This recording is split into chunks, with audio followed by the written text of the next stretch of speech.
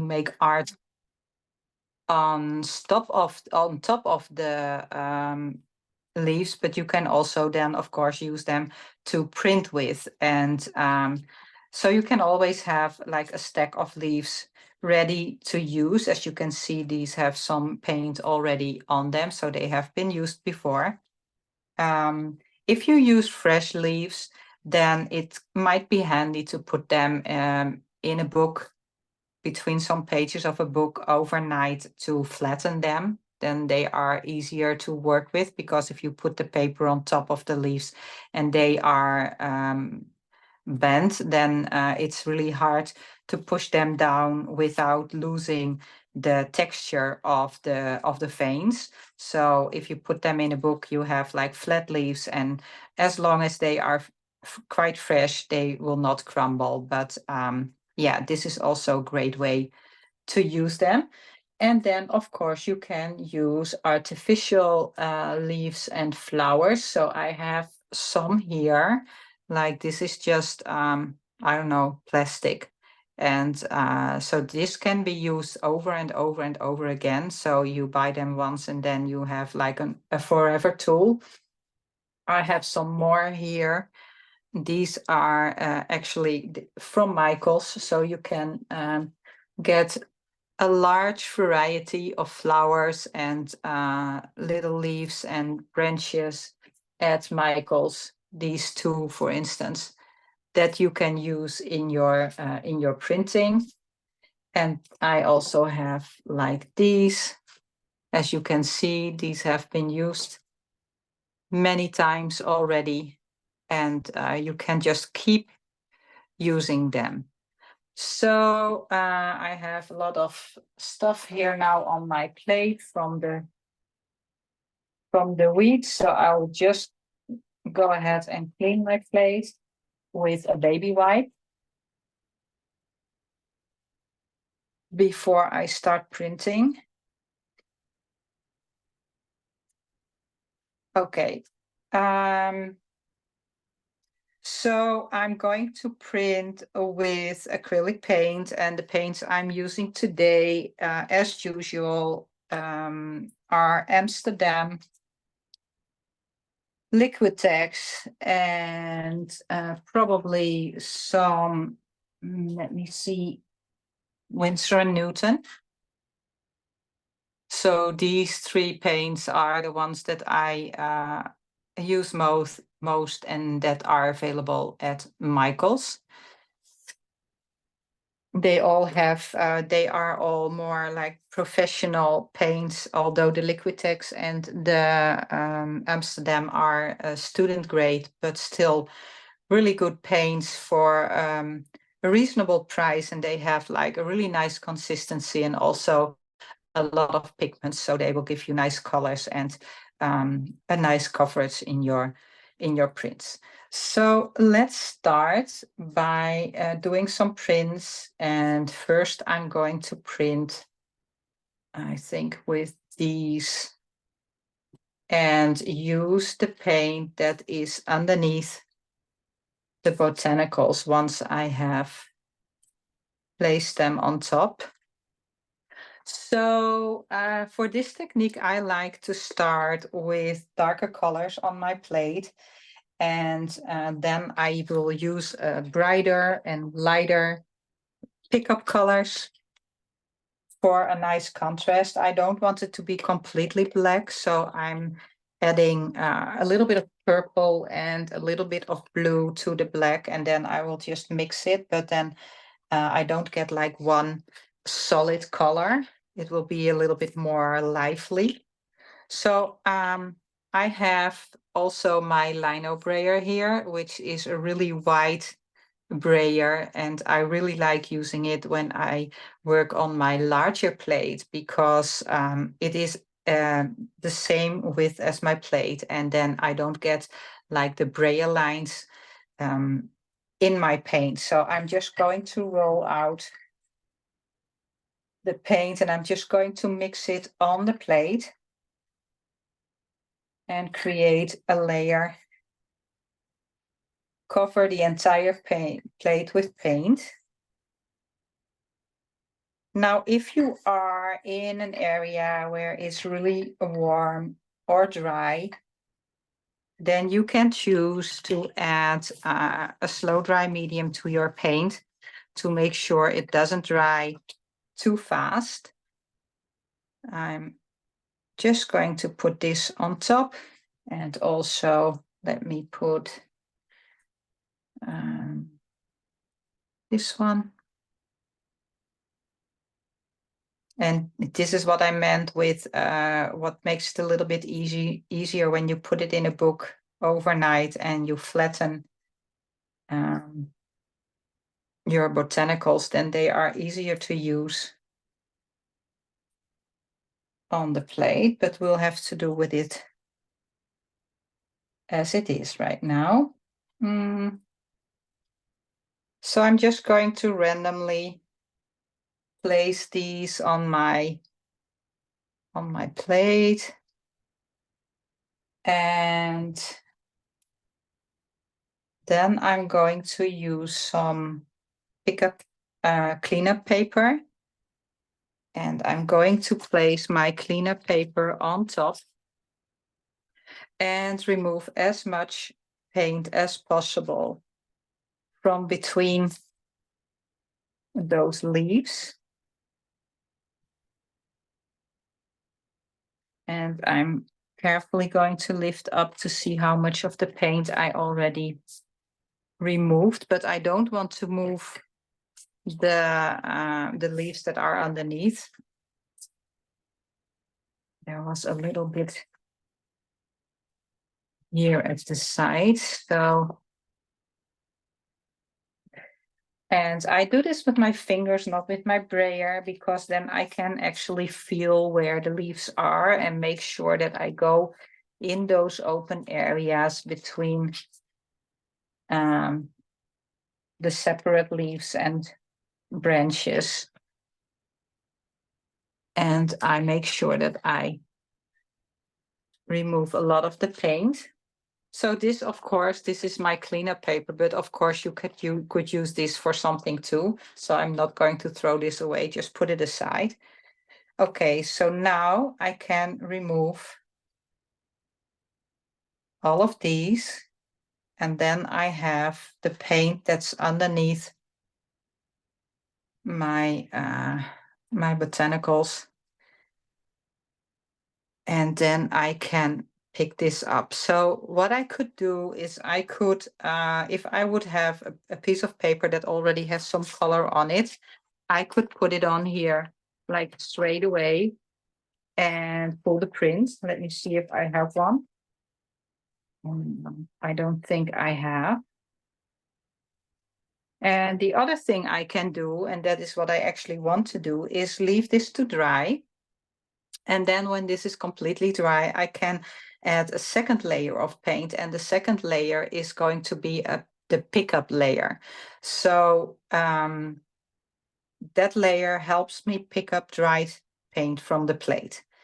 And then I can decide exactly which colors I want to do on top of this, which will then be the background for my leaves. Because if you do gel printing, you should see it like this.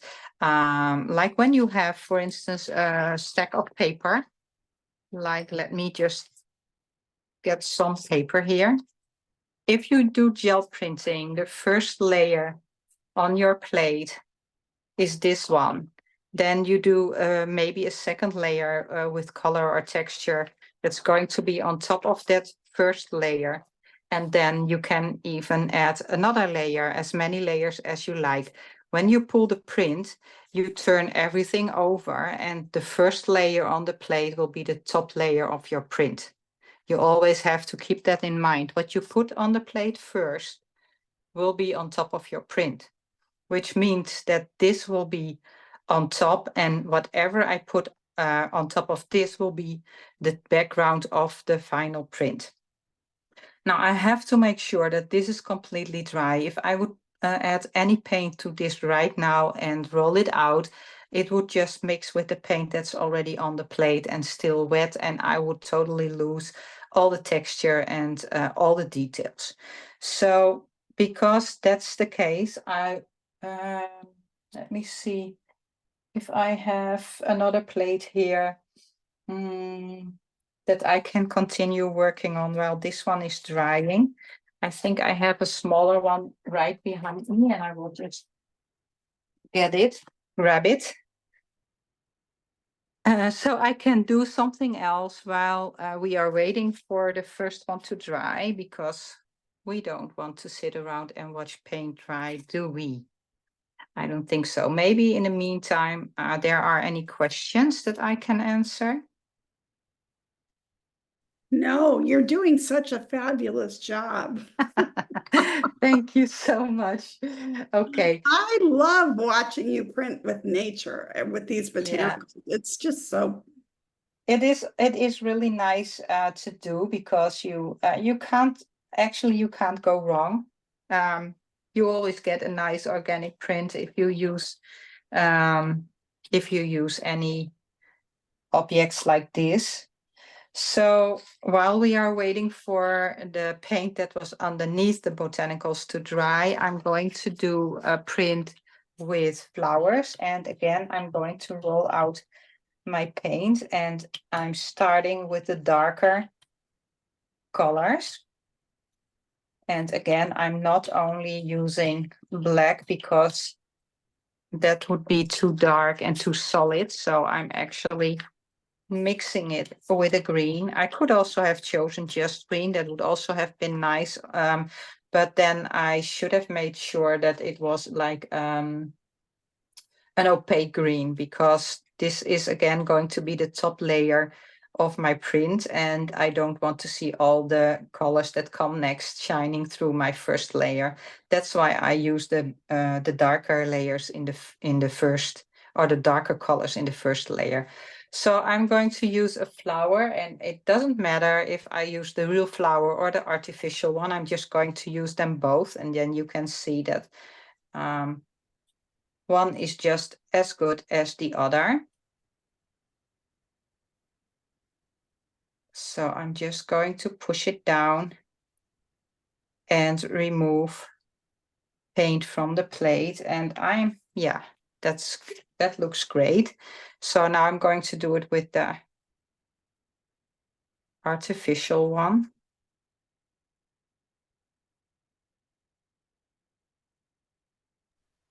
Okay. We have a quick question. Someone's asking, do you clean your brayer with just soap and water? So while I'm printing, I don't really clean it. I just roll it off on some scrap paper, as you can see here at the side. That takes enough paint off from the brayer to use it with a new color without getting the colors mixed.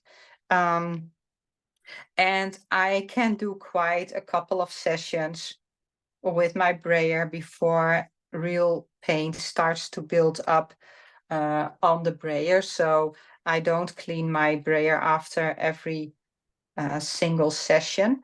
But if at some point I think there's too much paint on my brayer and I need to clean it, I put it in a bucket with water. And what we have here in the Netherlands is called Biotex, which is a washing detergent with enzymes. And I leave it in there overnight, and the next day it is completely clean.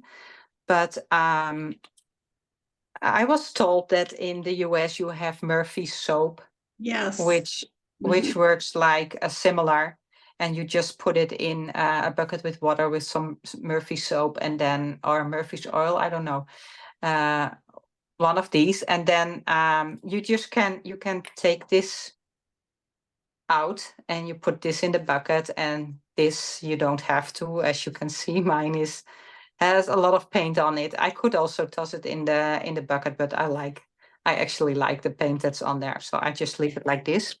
And then it will be clean and ready to use again. I think I actually have one here.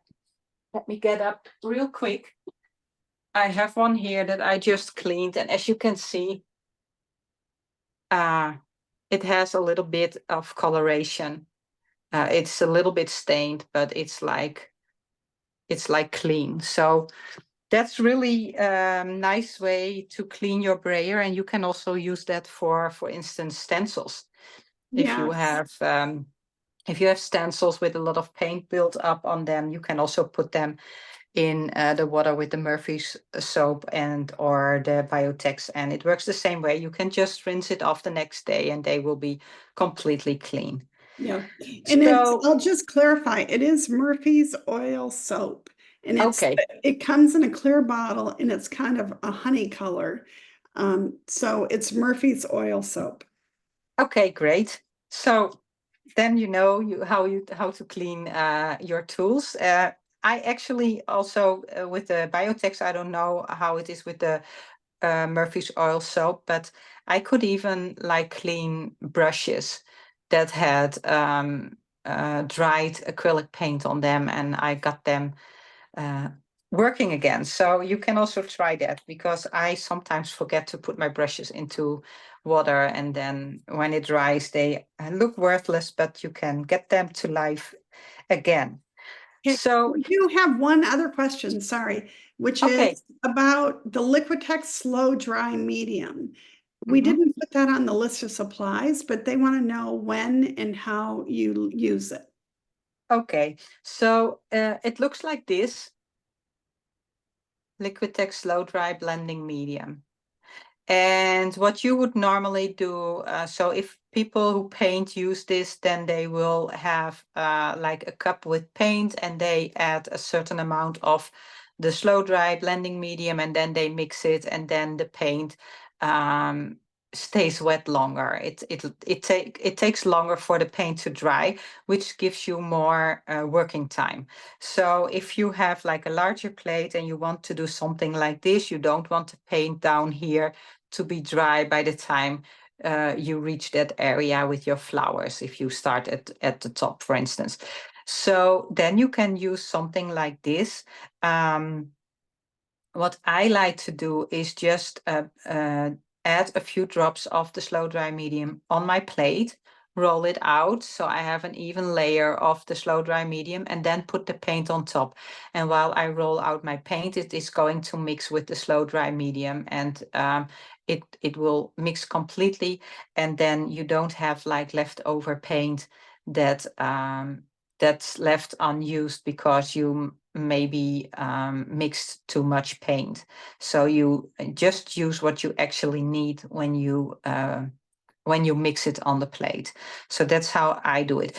What you have to keep in mind is that it actually really takes longer to dry. So you have more time to do this, but then of course you also need to wait longer before you can move on for the next step, because if you need to do like a second layer, like the pull-up layer, then yeah, it takes longer before you can add it if you have used the slow dry medium. But I can totally get that if you are in an area where it's very warm, or where it's very very dry air, and your paint like dries instantly, then this is really a good solution. I use it mostly in like when it's like really hot in summer, which is not happening that many days in the Netherlands, or if in winter I have my heater on and I have more like a dry air. So with paint and mediums, you also have to keep that in mind if you are in an area where you use a heater in winter, for instance, that your paints might react differently on your plate than they would in summer. So sometimes you just have to do like a test run before you start actually printing, to see how your paints react and how open they are on a certain day. So this looks also as if it's still quite wet, and for this is the same. It needs to be completely dry before I can continue. But I made a print like this just before we started, so I would have something ready to continue. So I'm going to put this aside. And then I have this one, which I created with the same technique, using different flowers in different sizes. And as you can see here, I used more lighter paints, lighter colors, even less opaque colors. And because they are less opaque and new acrylic colors on top would probably really shine through, I'm going to color this one with a pen pastel instead of acrylic paint. So what I'm going to do is get out my pen pastel. So pen pastel also available at Michael's. You can buy them like in single pans like this, separate colors. You can also buy them in kits, and then you can get these trays and put your separate colors in there and make like pen pastel paint palette. So if you're not familiar with pen pastel is basically like a pastel bar or a pastel crayon, but then compressed into a pen. That's why they are called pen pastel. They're very compressed and they are very high pigmented. And you use tools, soft tools that are developed especially for pen pastel to apply them. And here are some of the tools that you can use. It's like they are a little bit like a spongy, like a very fine sponge, and you can use them to take the pen pastel from the pan and then apply it, in this case, on the gel plate. They are made to use on paper or canvas, but they also work on the gel plate. And the tools allow you to like almost paint with pastels. So what I'm going to do is I'm going to color the centers of the flowers with the pen pastel. And you just have to touch it, like barely touch it, and then you already have the color on here, and you need very little of this.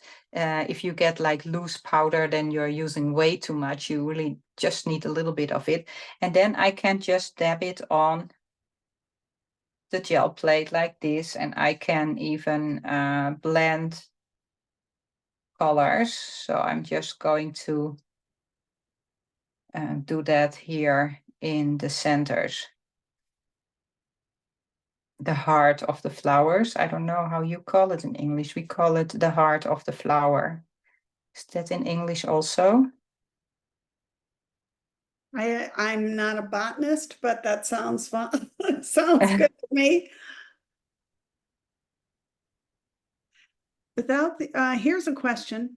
Yeah. Without these tools that we don't have, how can we get a final project?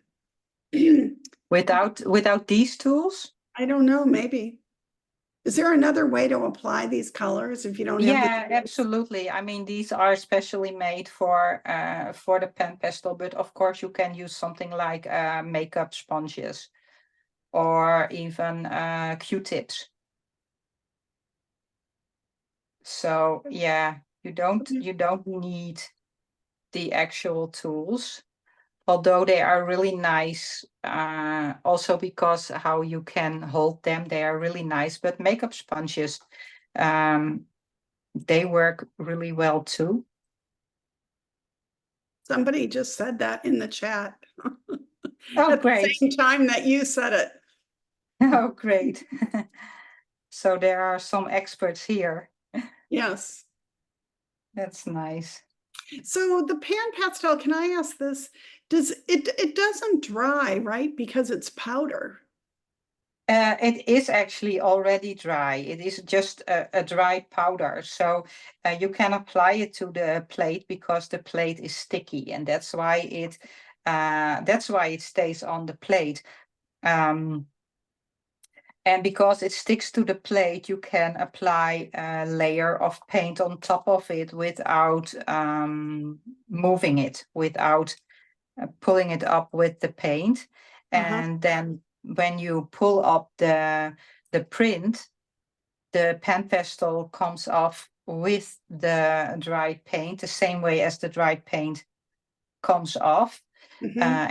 And when I do it, you will see that color, pen pastel color stays behind on the plate because it is very pigmented, and then not all of the color comes off, and you need actually some oil, like baby oil or vegetable oil, to clean it completely off your plate, but it will come off, and I will show that. Okay.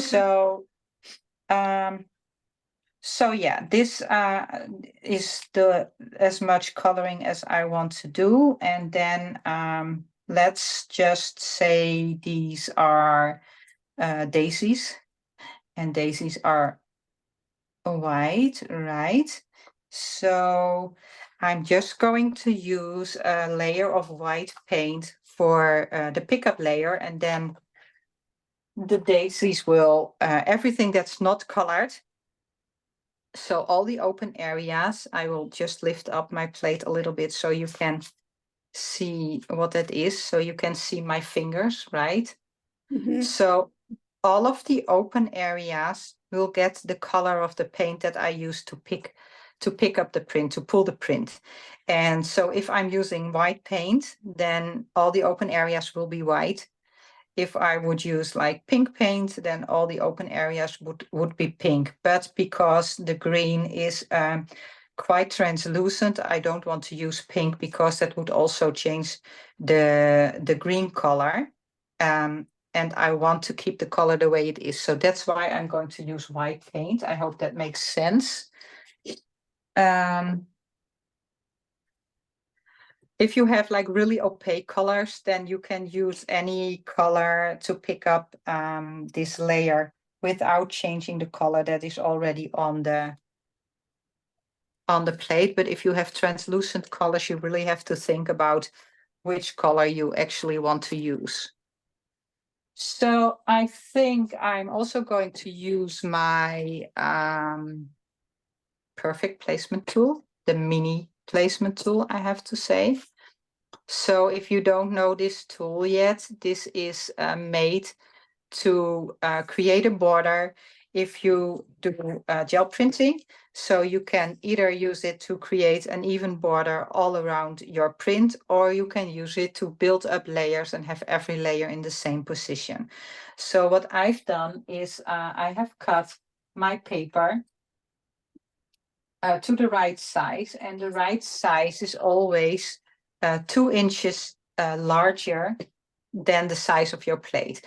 The mini placement tool is 1 inch wide, which means that the border all around is going to be 1 inch.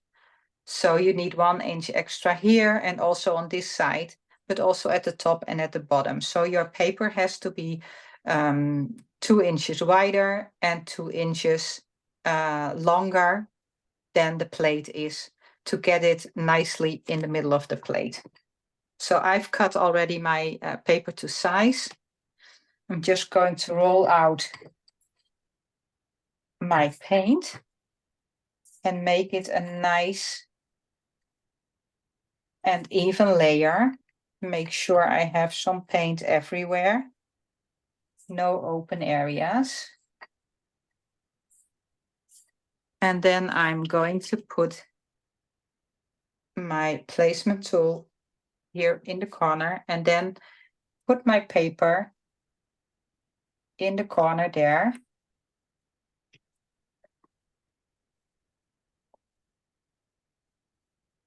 And then rub my paper to make sure it touches the plate everywhere. Because if it's not touching the plate, if there are air bubbles or something underneath your paper, it will not pick up the paint in that area. So you want to make sure that it touches the plate everywhere. Okay, what I could do now is if I have the right amount of paint, I could just pull up the paper, and I would probably get a nice pull and get most of the paint that's on the plate off. But if I have a little bit too much paint there, then my paper will only be able to pick up the top layer of the paint, and texture and pen pastel will stay behind. And to make sure that you pick up everything from the plate, it's better to leave the paper on the plate until everything is dry. So you have to make sure that everything is completely dry, because if your paper is still moist in some areas and dry in other areas, at the moment you pull up the paper, it might tear. So it's really important that it's completely dry. So the plate is developed to release paint. And it will release basically any product you put on there. So there is no reason to not let it dry. It will always come off. You can just put your paper on there. You can leave it. I forgot about a print once, and I don't know, it was a couple of weeks later that I found it under a pile of paper, and I was just able to pull it off and have a perfect print. So it's totally okay to leave it to dry for a while. And that's what I want to do, because I want you to see a really nice print. So again, I'm going to put this aside and then go back to the one that I started with, this one. Because this is now dry, which means that I can actually print on top. And I can add any color I like. What I also could do is the same as what I did with the flowers. I could use my pen pastel and color in all these little leaves. I could totally do that, but that would take a lot of time. So I'm just going to pull this print and show you what it looks like if you pull up leftover paint from underneath the Botanicals. And I'm going to use a couple of colors here, because I use these like darker colors for my first layer. This is not coming off and it sounds awful. Let me take another one. Okay. And what's more, I think I'm also going to add a little bit of white between the green and the pink, because green and pink don't really blend nicely. They get a little bit muddy. So yeah, let's just roll this out.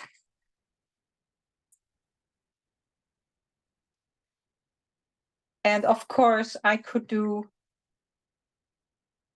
more things on top of this print. I could add texture before pulling up this print. If I want to, for instance, I could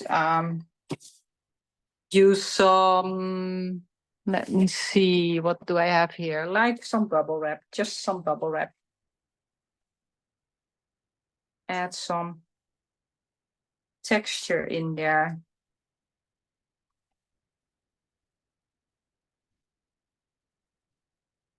What I also could have done is, before adding the pickup layer, I could have stamped on it, for instance, like using letter stamps or something to create a totally different print. You can always add more layers before adding the pickup layer. And again, I'm using my mini placement tool to get it exactly in the middle. And this one, actually, I am going to try to pick it up right away instead of leaving it to dry, because it takes so much time waiting for the drying every time. And time is going fast today. Okay, let me see. Yeah, I think I used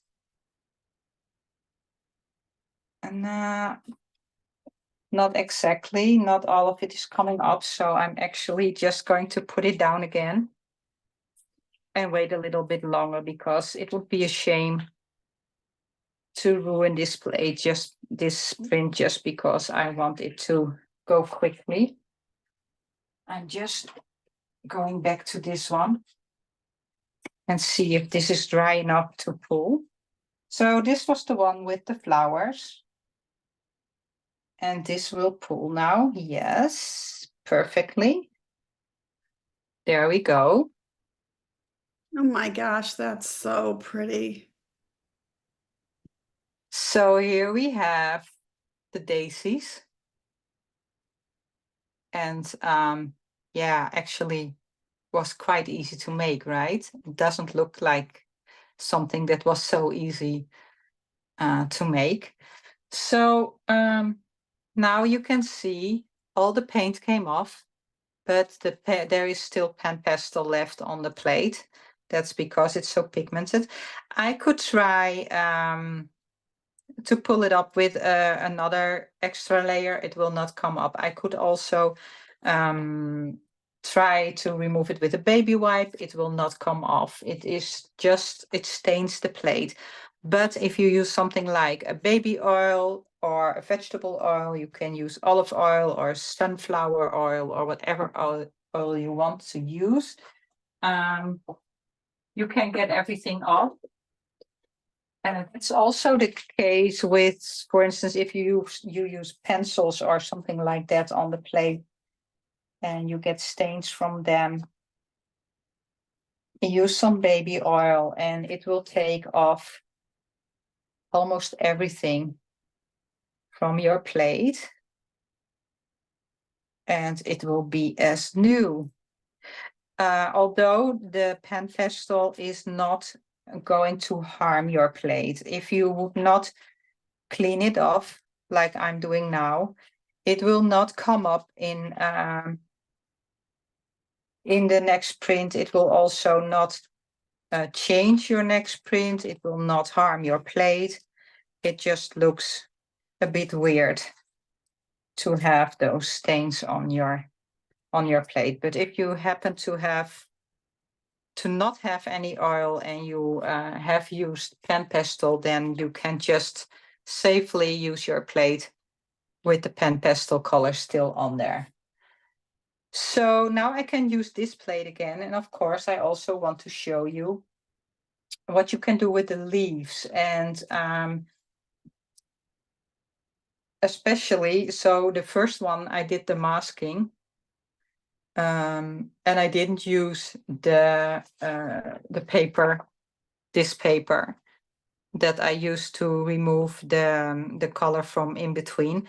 But what I now want to do is to use the color that's in between the leaves, but also the color that's underneath the leaves. So I'm going to show you how to do that. And I'm just going to secure the plate to the table because I don't like it when it moves all the time. And the reason I have it on a sheet of white paper instead of on my table, because if I would put it on my table, it would not move. But I put it on a sheet of white paper because then the colors that I put on my plate appear as the real colors that they are. If I would have another color underneath my plate, the paint colors would look differently than they really are. So if you want to see the real colors that you're printing with, it's a good idea to put it on a white surface. Okay, again, I'm going to apply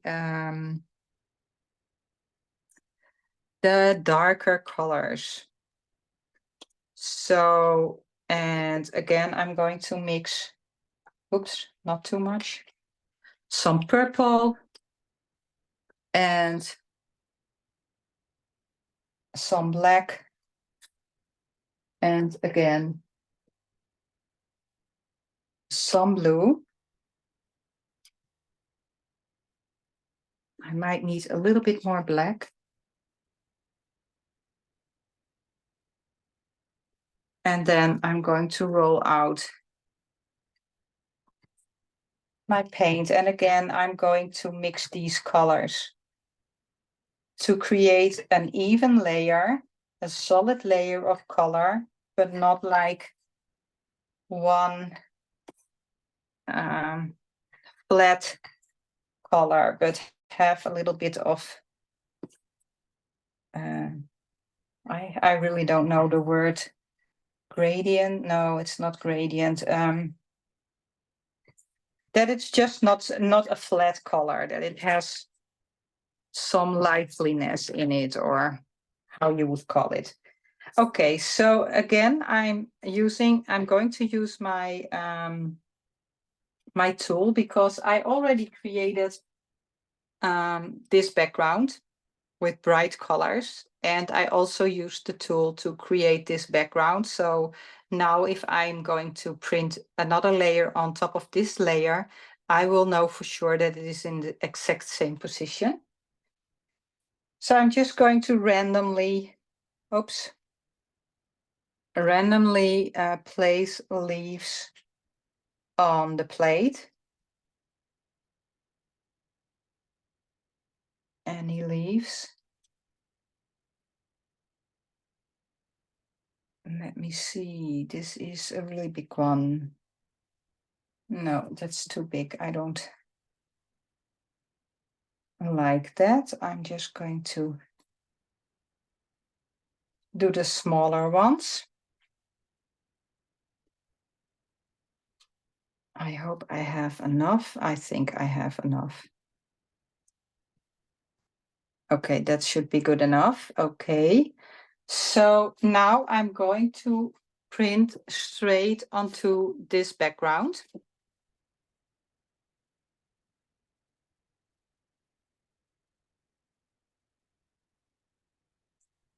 And I'm going to push it down again really well.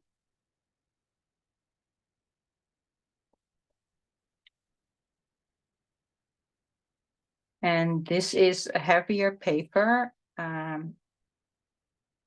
think it's 165 lbs.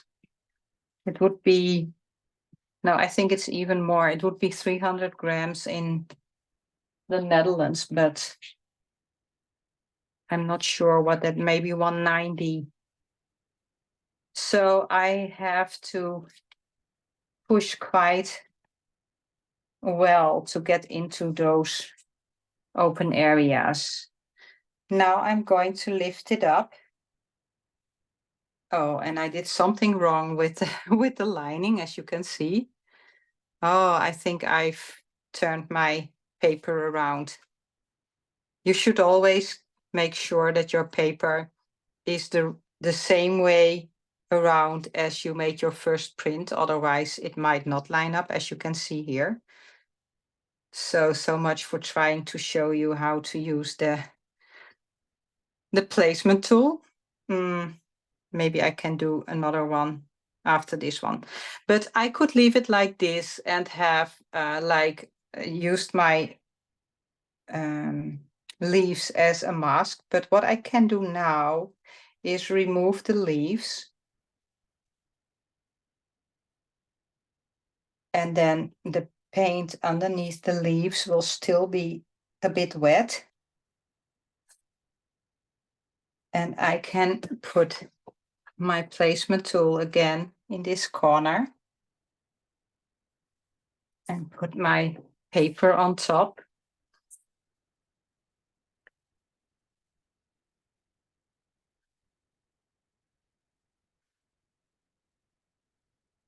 And then I will get the actual veins of the leaves in the open areas of the print. There we go. And as you can see all the details now of the leaves. Yeah, that looks beautiful. Someone just asked, how do you use all your completed work, your paintings? Do you frame them? What do you do? So maybe you could... Yeah, so like something like this, I would just totally frame it. But you can also do these like make them smaller, use a smaller plate, and make cards out of them.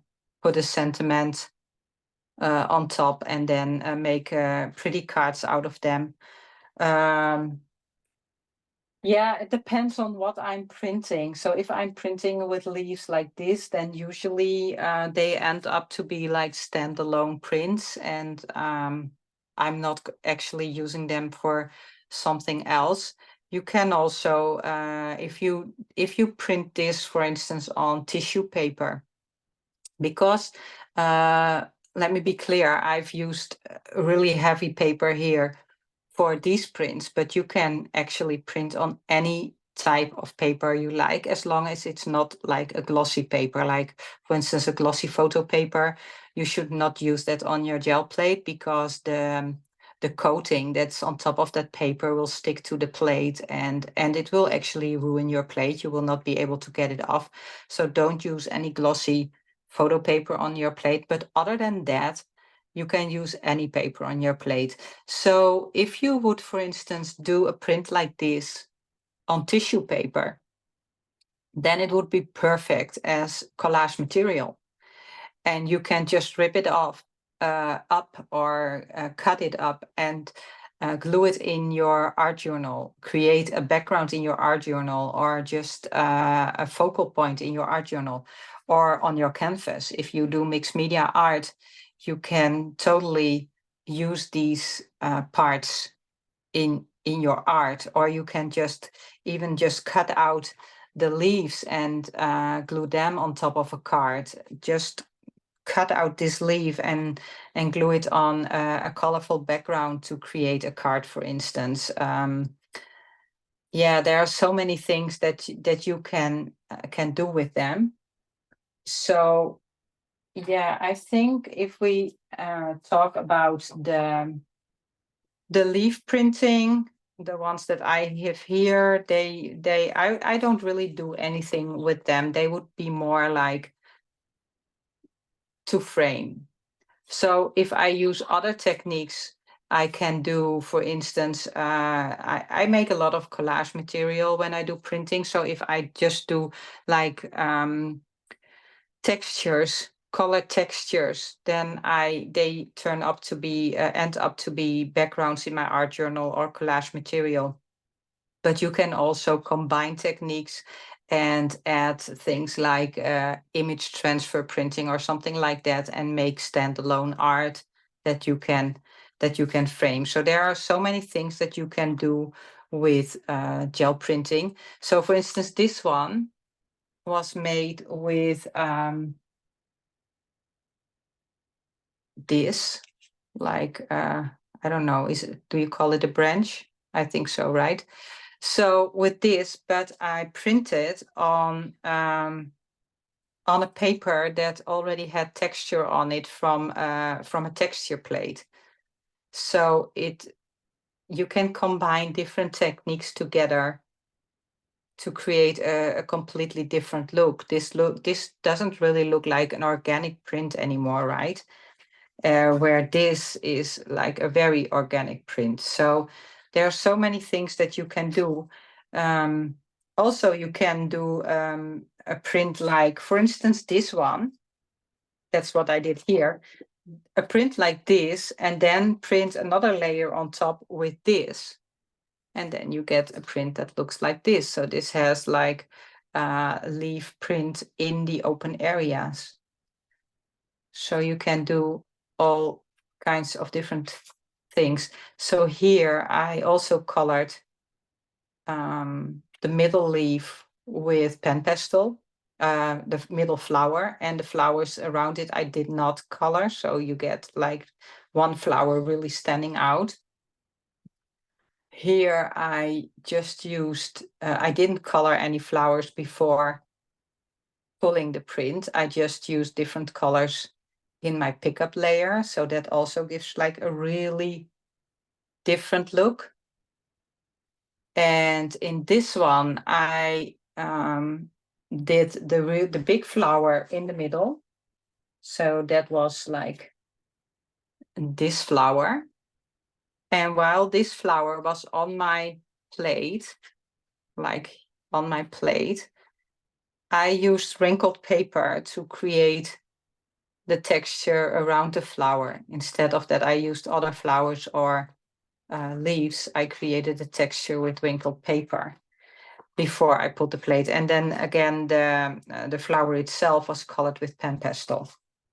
And here I have used the paint that was underneath the leaves, and also the paper that I used to clean up. And then I just turned the paper over so they were not in the exact right area, so you get a more layered print. I also even put some thread in there before I put the print. I don't know if you can tell, but that's this texture here. It's just like sewing thread. Yep. This one was what I just said, that you can, before you add the pull-up paint, the where you pull the print, you can add stamping. So I just added stamping to this one with Stays-On ink, like a permanent stamping ink. And then when the ink was dry, I added the pickup layer. And the leaves, I don't know if you can see it, but the leaves have different colors. So they're a little bit yellowish here and greenish here. So the leaves were again colored with pen pastel before pulling the print. This was a background that I totally messed up. So I tried to do a leaf print and it didn't work out. And then I just decided to put some leaves on the plate and some paint and just see what happens. And I actually really like how this turned out. And here you can see that I did it the other way around.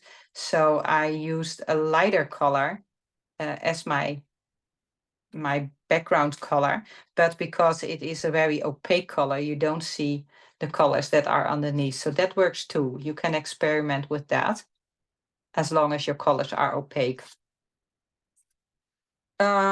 Here, I don't know if you can see the texture that is here, but that is also made with wrinkled paper. So I first made a background with wrinkled paper, and then I used leaves as masks, basically. And so you can go on and do different things. Here I used, how do you call them? Skeleton leaves. Oh, I think yes.